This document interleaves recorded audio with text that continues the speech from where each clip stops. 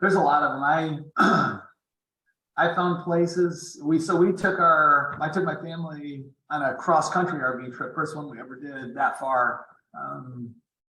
What was it? Summer of 2020, when just after COVID had hit and everybody was staying home and nobody was flying. So we found places in, Wisconsin, South Dakota, Montana, Utah, Oregon. We found all sorts of places, but one of our favorites was Bend and Sun River, Oregon.